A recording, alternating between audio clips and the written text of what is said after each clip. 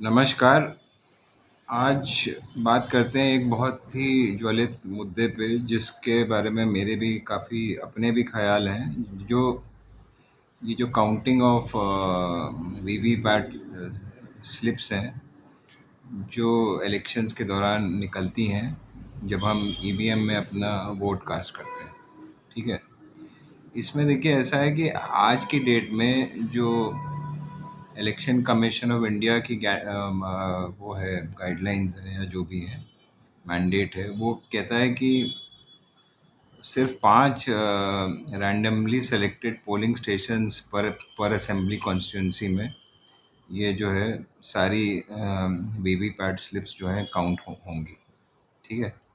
अब इससे कोई हल निकलता नहीं है क्योंकि वो ये इन पांचों का भी वो रिजल्ट नहीं, मतलब रिजल्ट निकल आता है वो, और इनकी काउंटिंग चलती रहती है। और वो मतलब एक दफ़े रिजल्ट अनाउंस हो गया तो वो काउंटिंग हो या ना हो वो बेकार है।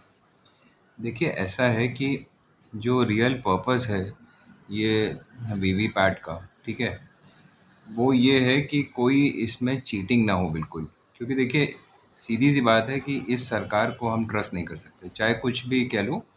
ये जो बीजेपी की सरकार है इसको हम लोग ट्रस्ट नहीं कर सकते, और ना ही इसके अंडर काम करने वाली एजेंसी जैसे इलेक्शन कमीशन वगैरह उसको हम मतलब ट्रस्ट कर सकते हैं।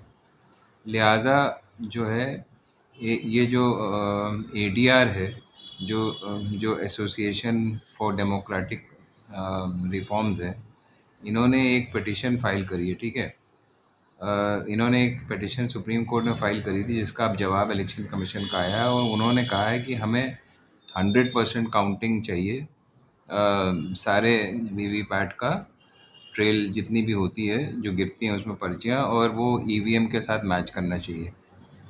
बेसिकली देखिए अगर आप एक ट्रांसपेरेंट इलेक्शन चाहते हैं तो ये बहुत ज़रूरी है।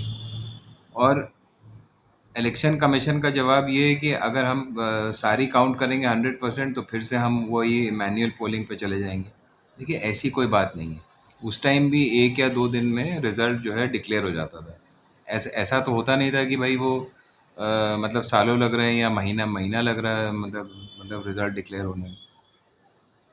क्योंकि देखिए एक होता है जो रजिस्टर होता है जिस पे एक वोटर जब अंदर जाता है ना, वो वहाँ पे एक किताब पड़ी होती है, एक रजिस्टर होता है जिसमें उसकी आईडी चेक होती है, और वहाँ पे उसका नाम लिखा जाता है और वो साइन करता है, ठीक है?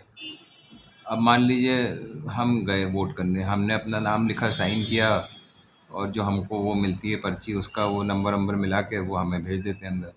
टिक कर दिया उन्होंने अपनी अपनी लिस्ट में। अब वो रजिस्टर मैच करना चाहिए। मान लीजिए 10 लोग उस बूथ में घुसे, तो 10 लोग का ही वोट उस मशीन में होना चाहिए, ठीक है? 10 से ज़्यादा तो होना नहीं चाहिए। जब 11वां घुसा ही नहीं तो फिर 11 11 वोट 15 वोट कहाँ से आ गए? तो वो रजिस्टर का मिलान, उस ईवीएम मशीन में जो वोट कास्ट हुए हैं उसका मिलान, और वीवीपैट जो उसमें पेपर ट्रेल गिरती है इसका मिलान एक जैसा होना चाहिए।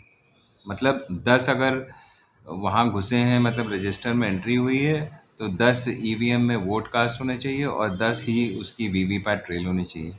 तब आप 100% कह सकते हैं कि हाँ भाई इलेक्शन आपका फेयर हुआ, ठीक है? क्योंकि प्रॉब्लम क्या है कि जो ये वो गिर रही है ना वहाँ पे वीवीपैट में जो ट्रेल गिर रही है या पेपर ट्रेल है जो भी है, उसका पता नहीं चल पा रहा है कि वो गिरते हुए तो दिख रही है, मगर वो वोट रिकॉर्ड हो रहा है कि नहीं ये नहीं समझ में आ रहा है। तो देखिए अगर आप 5 रैंडमली सेलेक्टेड पोलिंग उसमें करेंगे तो ये तो बेकार की चीज़ है ना। आप आपको इसकी चिंता ज़्यादा पड़ी हुई है कि भाई इलेक्शन देर से रिजल्ट डिक्लेयर होगा, चलो 1 2 दिन उसमें कौन सी आफत है, जैसे वहाँ पे काउंट हो रहा है तो, मगर इसका पर्पस तो सर्व होगा ना। अब देखिए ऐसा है कि एक जो ये स्लिप ऑफ पेपर निकालती है ये वोटर्स जो होती है, उसमें एक प्रिंटेड स्लिप निकलती है वीवीपैट। जब आप ईवीएम कास्ट करते हैं तो वो गिरती है, और उसको आप 5 सेकंड के लिए या 4 सेकंड के लिए उसको आप मतलब देख सकते हो, ठीक है? मगर प्रॉब्लम ये है कि इसमें बेसिकली देखिए क्या बात इतनी सी है कि ये जो जाती है मशीन, मतलब ये जो पेपर ट्रेल है, ये बेसिकली आपका वोट भी रिकॉर्ड कर रही है कि नहीं कर रही है। सीधी सी बात ये है। ठीक है। तो अब जो है इसमें, अब जो इन्होंने कही है ये बात, ये बिल्कुल सही बात है और मैं इससे बिल्कुल अग्री करता हूँ। क्योंकि ये जब तक ये सारी चीज़ें जो मैंने इसके पहले बताई ये मैच नहीं करेगी, तब तक वो, मतलब एटलीस्ट हम कुछ हद तक तो कह सकते हैं ना कि आपने जो है एक एक रैंडम आपने कर लिया, मतलब मान लीजिए 5 असेंबली में कर लिया, तो कितना टोटल, मतलब कुछ भी नहीं है वो तो। मतलब देखा जाए तो 400-500 मतलब मशीनें आप टोटल गिन रहे हो, और पूरे पूरे देश में आप वो कर रहे हो। तो ये जो एडीआर की जो पिटिशन है, ये इन्होंने मार्च 13 को इस साल फाइल करी थी। अब मतलब रोते गाते हुए इलेक्शन कमीशन ने इस पे जवाब दिया है। मगर इसमें बेसिकली देखिए ये है कि हमको अब ये चाहिए कि ये, देखिए एडीआर ने अपने उसमें क्या कहा है। ये कहते हैं, it said that while the requirement of the voter verifying that the vote is recorded as cast is somewhat met by the slip being displayed for 7 seconds. There is no procedure for the voter to ensure that the vote is counted as recorded. ठीक है, record हुआ कि नहीं, मतलब वो गिर गया उसमें, मगर वो जो हमने वोट डाला उसके उसके मतलब एवज में रिकॉर्ड हुआ कि नहीं, ये नहीं मालूम है। तो वो उसके बाद एडीआर ये कहता है, this goes against the supreme courts 2013 judgment in Subramaniam Swamy versus Election Commission of India, where it held that the VVPAT an indispensable requirement of free and fair elections. ठीक है। एडीआर ने उसके आगे कहा है कि this court's April 2019 judgement in which the VVPAT counting was increase from 1 to 5 polling stations पर assembly seat was due to the fact that 2019 Lok Sabha elections were near and the EC would face problems if it were increased to 50% of all VVPAT as Naidu's petition had asked for. The ADR petition has asked the court to declare that it was every voter's fundamental right to verify the vote has been recorded as cast, that is 100% counting of VVPAT slips. ठीक है।